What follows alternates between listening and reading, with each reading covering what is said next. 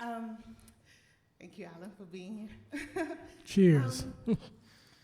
I think it's such a good opportunity to just situate everyone into your artistic practice and your work. You know, from DC, got here a couple of days ago, but I wanted to know more about that context, living in DC, working in DC, and in what ways your environment has shaped a lot of like the research practice and the artistic and like music practice that you've developed over the years. So, my perspective on my art practice is essentially just about like kind of creating a bridge between like, the very specific place that I'm from and the world, and especially within the context of like collaboration. I'm really invested in this idea of like cultural exchange. But where I'm from has had like a profound impact on my art practice. The film you guys are about to see has like numerous like clips from like drill and rap videos from where I'm from. Has like, cause I'm from a part of the area that produces a lot of drill music and has historically, and kind of trying to create like kind of use the art practice to like kind of preserve and maintain those parts of that very specific kind of culture that I'm from. DC has a very rich music history, black music history. For those that don't know, like DC was like at one point like the only majority black major city in the United States. It used to have a population of 75% black people. And that was like pre-gentrification.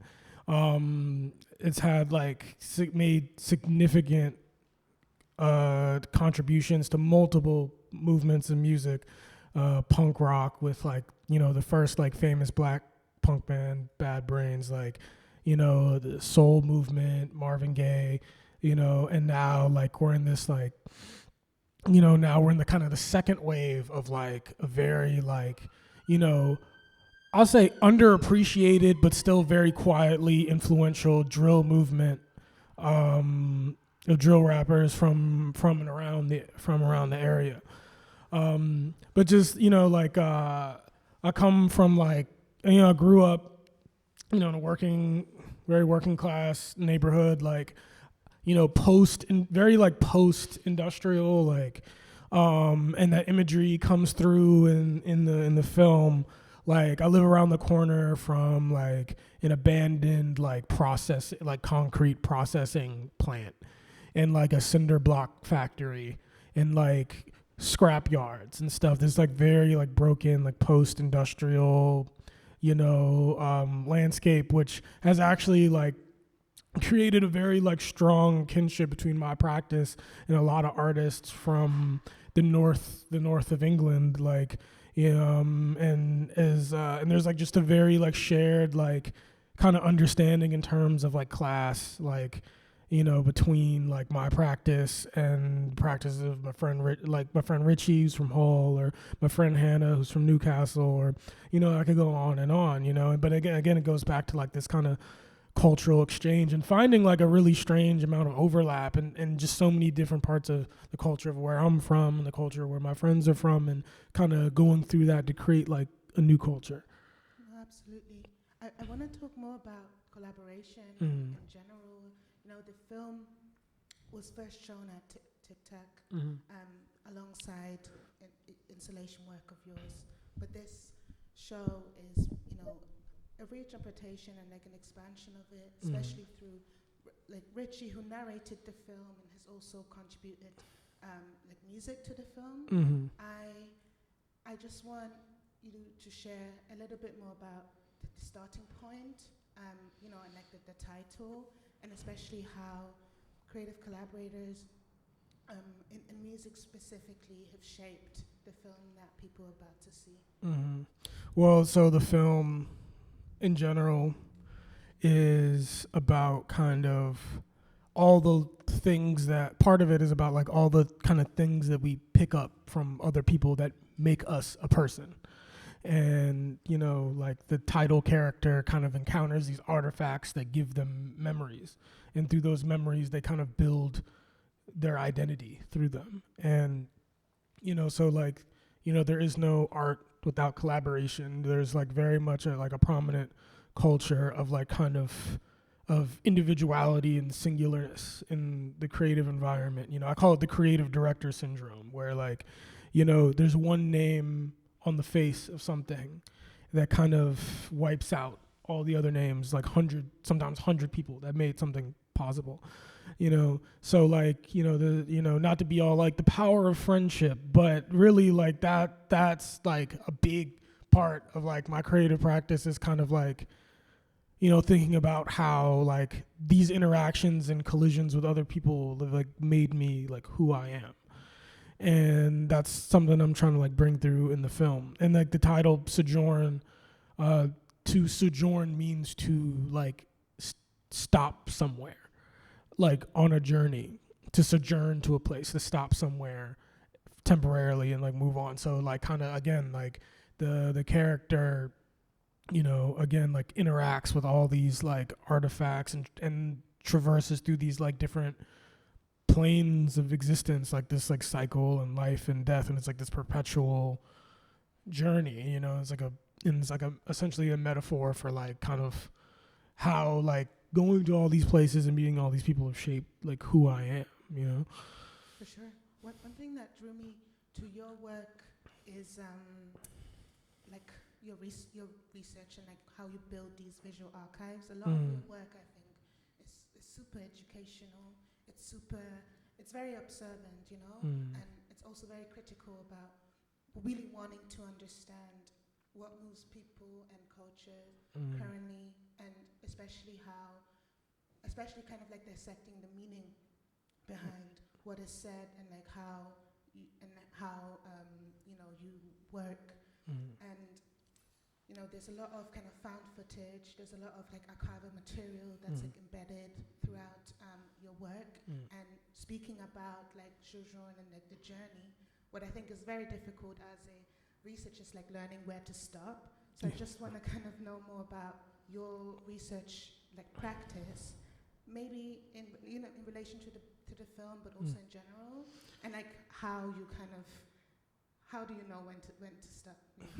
I mean, you know, I think, you know, a lot of artists could probably attest to this, but you know, like the work's never really done. You just kind of pull your hands off of it, you know, because it's like, you know, I mean, even with like the installation that we've prepared for you all to see today, it's like there's stuff I want to do to it still. There's changes I want to make, but it's like kind of having to kind of think about like really like the point of decision really lies in like when identifying when the work or the idea is at a point where like it successfully communicates the thing, you know, because that the whole point of art for me is about communication, understanding, bridging.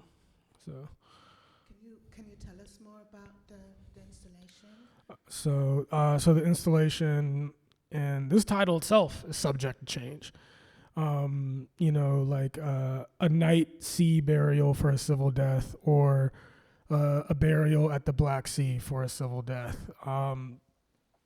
So essentially, like, again, like a big theme in the film is like also just kind of like pushing on and being willing to start over again and again. And, you know, typically we think of monuments, and this was part of the context of the original exhibition, but we typically think of monuments as something we do to honor those that have passed.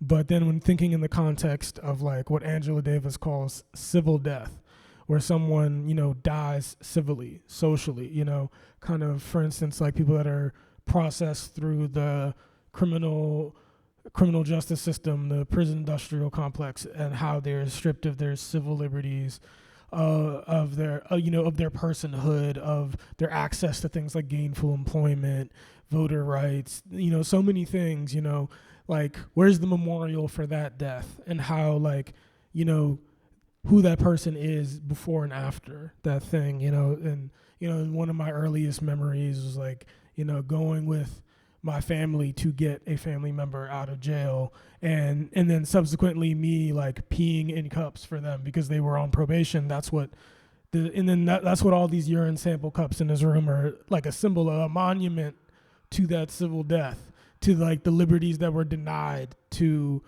this loved one, you know, as a result of being churned into the system, you know. So that's kind of like, that's essentially like the ethos.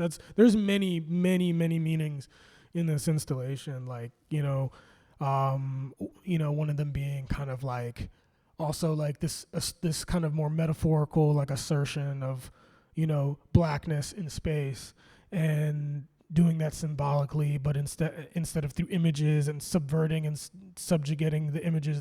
For instance, there's a projection hidden behind that painting. You know, like the image itself is like secondary to the space that it actually is dedicated to house it. So yeah. Yeah.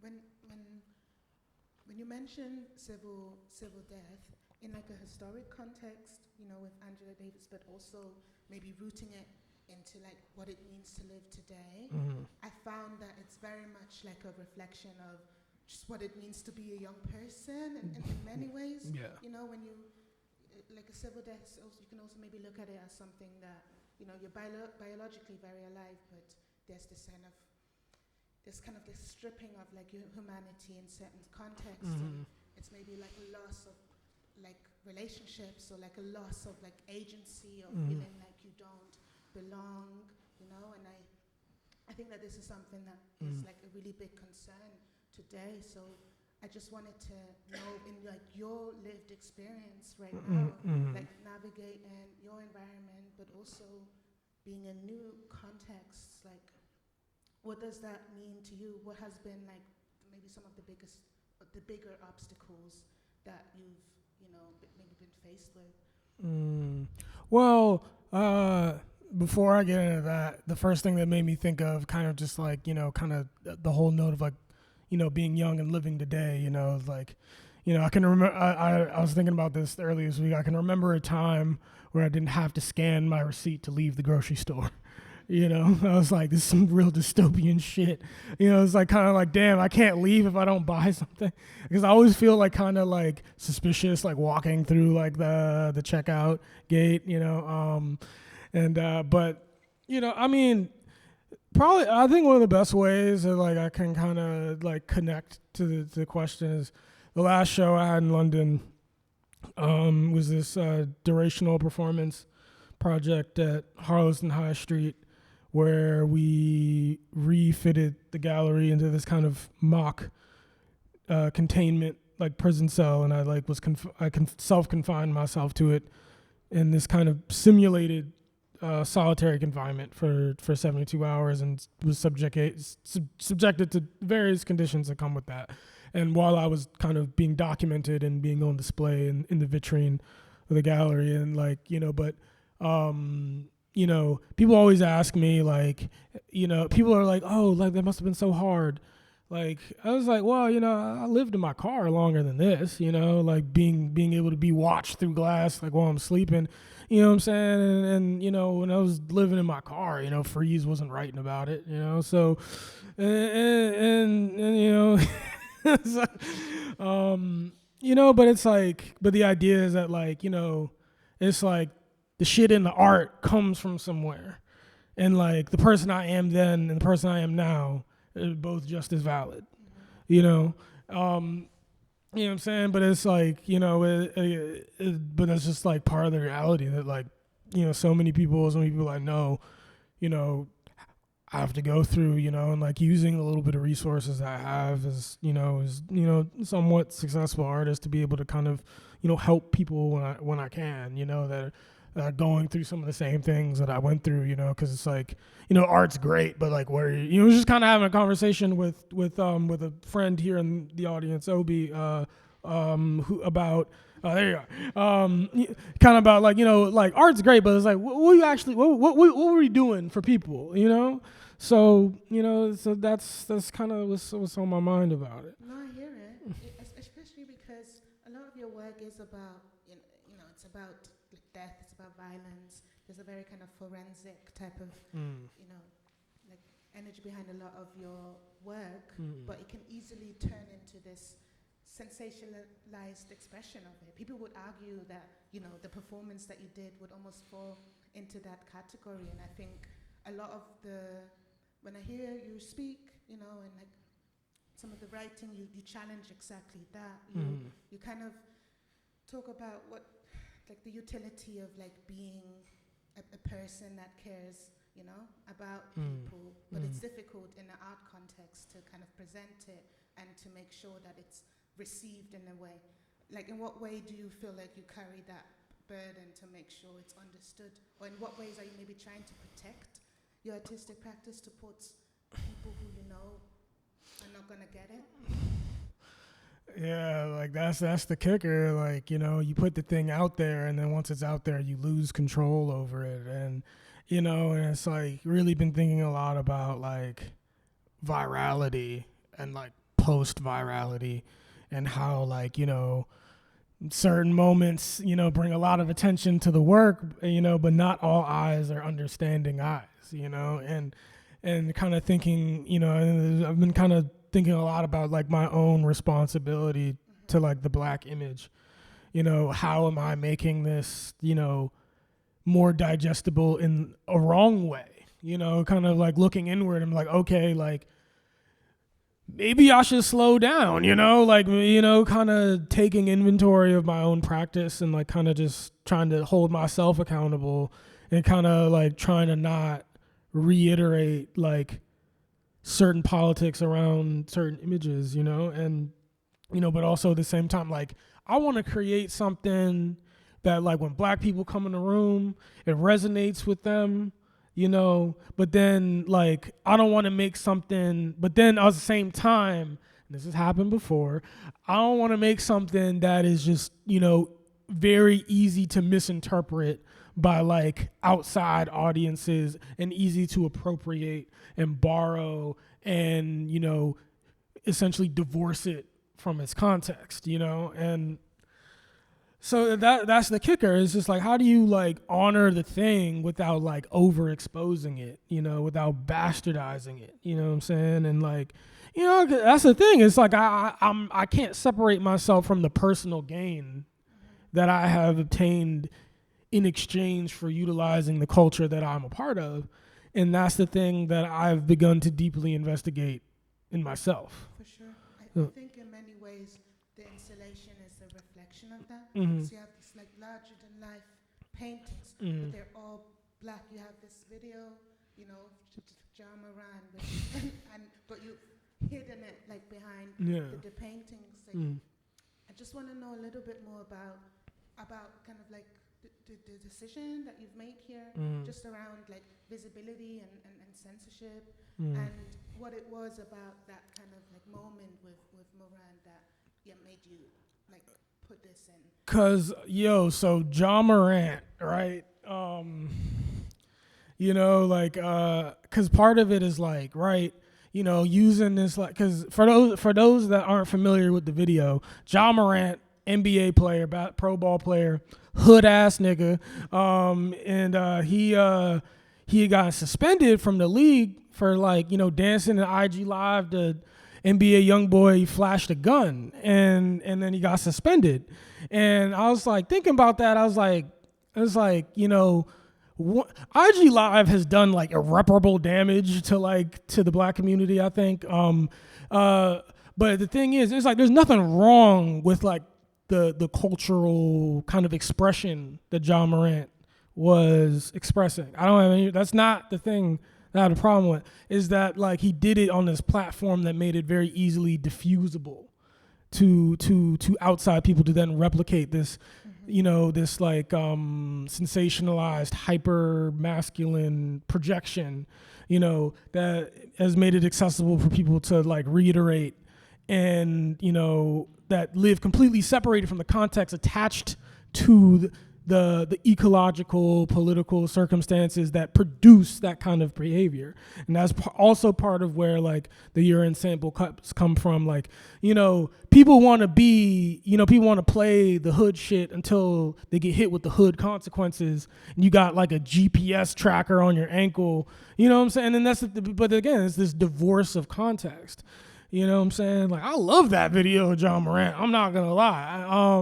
I love that song he was rapping in the video too. That shit was hard. But it's like, but then like the context, right? It's like, again, like trying to kind of cut into this, like the way we romanticize certain things. And the thing is, it's like, it's like, it's not, do we want to do this? It's do we want to do it with the door open? You know what I'm saying? It reminds me of a moment that happened just 2 weeks ago of, I think we should talk about it.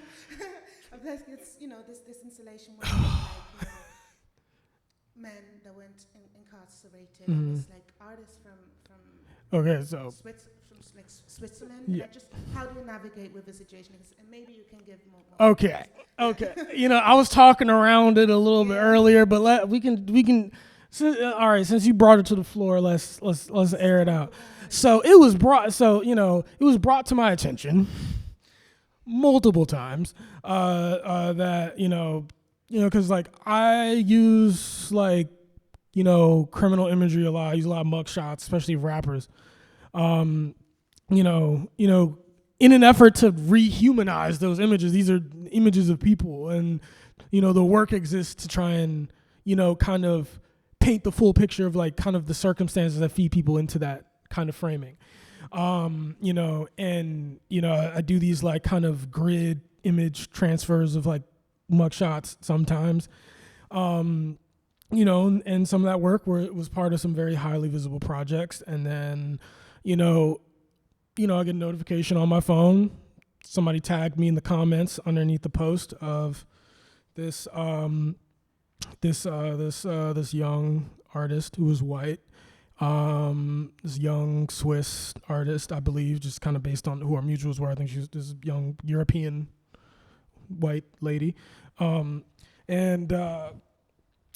she had done like a grid of mugshots, specifically of Gucci Mane in like a similar medium, similar format. I actually saw the post on Explorer. I actually liked it. I didn't even know who had made it yet. And someone added me in the comments saying like, what's up with this? And then I looked into it. I saw who made it. I was like, oh, okay, this is kind of problematic. Again, like, this like young white person kind of reiterating like criminalized imagery of black men with no context. And and people just kept tagging me, just like, yo, like this girl ripped your shit. And I was just like, I don't really care about stylistic. I don't care about that. Like, that's not the part I care about. I understand why people point it out because, kind of intellectual theft like that is a very real problem, But like, the thing is, like, the way I put it is like, if it was a young black artist that had done that, I would have reposted that shit. I would have shared it. I probably would have showed it to a gallery of mine. I'd be like, yeah, this hard. Look at this. Because it's like, there's kind of ideally a more inherent understanding if it's coming from like, similar background person.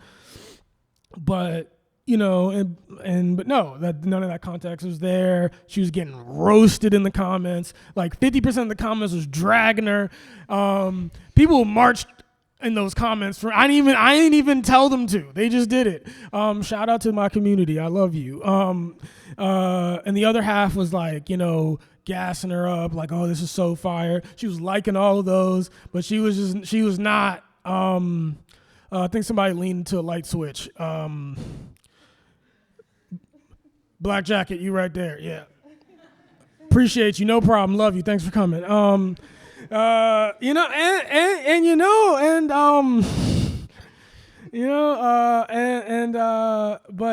she just refused to engage with any of the comments that were being critical of what she was doing. She was doubling down, and what I wasn't even gonna say nothing at first. Because originally I laughed it off, and then, now hindsight, that's kind of a trauma response. But I initially laughed it off. But then, my girlfriend told me that she saw that she was like she saw this, like this artist saw how well the post was doing. So she was like, I'm going to sell prints of this. And I was like, oh no, now I gotta say something.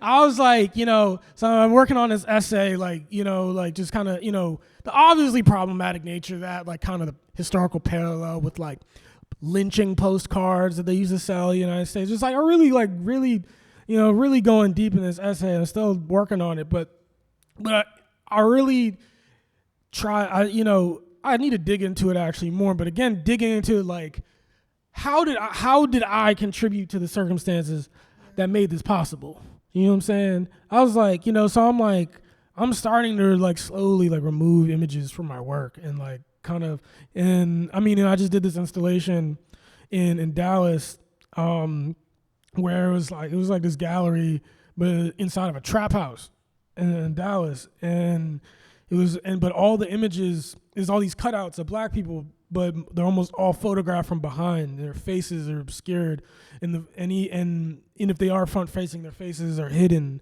So it's just like, especially now with like biometric data, face scan. I had to fucking scan my face to get on the plane to come here.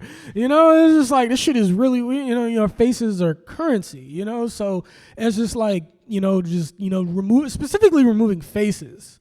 You know what I'm saying? Not using people's identities for personal gain, So. I think, one of the last questions that I want to ask you is, now that you've obviously, you've made your case and like made it very clear where you're coming from, for people who experience your work physically, many for the first time, what would you say is something that they should keep in mind, or is almost like,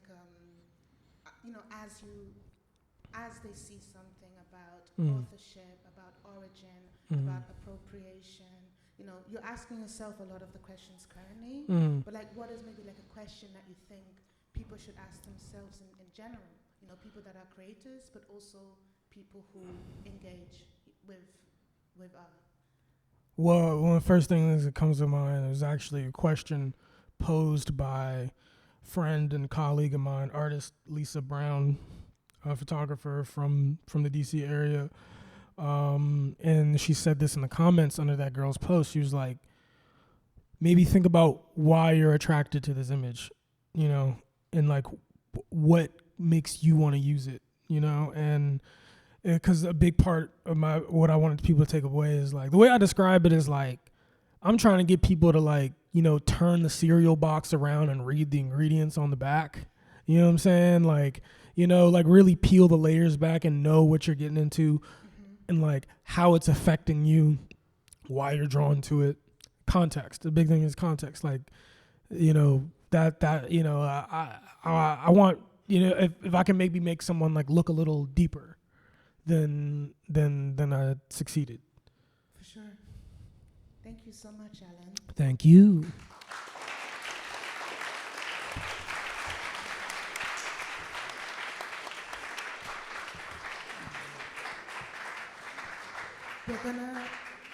We're gonna have like a 10-minute. We're gonna have a 10-minute interval. So yeah, we can just stay in the space, get something to drink, and then we'll screen the film with some music by Richie. And if you have any questions, please come up to us at an hour later. Look at my installation. I worked very hard on it.